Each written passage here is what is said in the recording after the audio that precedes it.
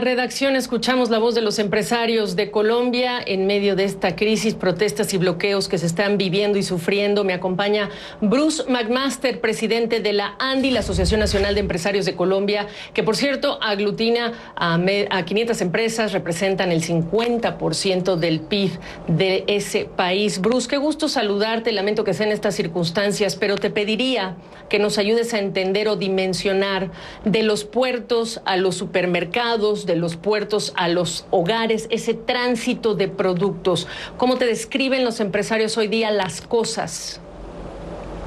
Gabriela, muchas gracias por la invitación, tienes razón. Lástima que estamos hablando en estas condiciones, estamos pasando, por supuesto, por una situación compleja.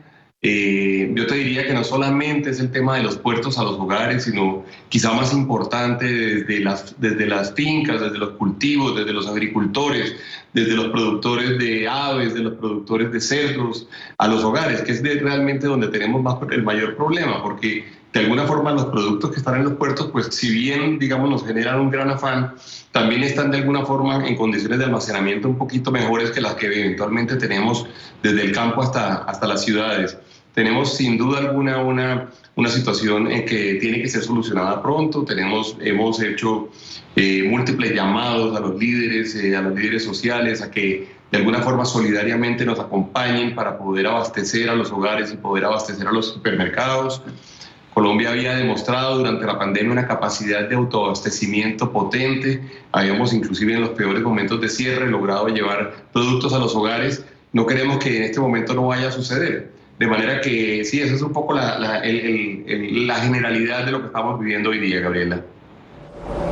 Hemos tenido reportes desde Cali donde se habla incluso de precios ya altísimos justamente por esta ley de la oferta y la demanda, además del tema del combustible. ¿Es Cali la ciudad más afectada en este contexto o hay otras? No, sí lo ha sido porque quizá fue el sitio por donde arrancó primero. Sin duda, digamos, los habitantes de Cali han tenido que vivir las situaciones más complejas hasta ahora, así lo ha registrado también la prensa internacional. Hay otras ciudades, de hecho, las entradas a Bogotá pues, han tenido problemas también que esperamos se puedan solucionar relativamente pronto. Estamos muy preocupados por los agricultores, por los campesinos colombianos. Estamos muy preocupados por lo que sucede en el agro, porque es que para ellos la cosecha en este momento termina siendo prácticamente todo su capital. Eso no lo podemos perder, no podemos perder esa capacidad de producción que tiene Colombia hoy día. De manera que tienes toda la razón, Cali ha sido la ciudad más afectada, pero hemos tenido afectaciones en otros sitios. Nosotros confiamos en la capacidad que tenga Colombia de poder establecer un diálogo. En Colombia hemos establecido diálogos muchísimo más complejos que el diálogo que tenemos que tener hoy en día. Y también, digamos, confiamos en la capacidad de todos de entender que no podemos afectar a las poblaciones. Te quiero poner otro caso el cual nos preocupa sobremanera y es el tema, por ejemplo, la atención de enfermos, de hospitales, de las caravanas de salud. Estamos, pues todos sabemos, en medio de la pandemia y el sistema de salud colombiano pues tiene y necesita en este momento poder fluir, poder llevar el oxígeno, que por ejemplo en la ANDI tenemos a los afiliados que producen el oxígeno medicinal. En un momento dado tuvimos más del 50% de la flota de oxígeno detenida en algún lugar, cuando al mismo tiempo estábamos teniendo unos días antes la capacidad de oxígeno tremendamente limitada en los hospitales. De manera que realmente confiamos en la razonabilidad, en el restablecimiento de los derechos, en la capacidad que tengamos de conversar, de dialogar y sobre todo en la capacidad que tengamos de atender a la población. Por lo que hemos visto cuando cae la noche en las protestas en estos 10 días, Bruce, te quiero preguntar si tus agremiados han tenido que hacer ajustes de horarios de operación para seguridad de los trabajadores, entendiendo que la propia pandemia también ha ajustado esos horarios.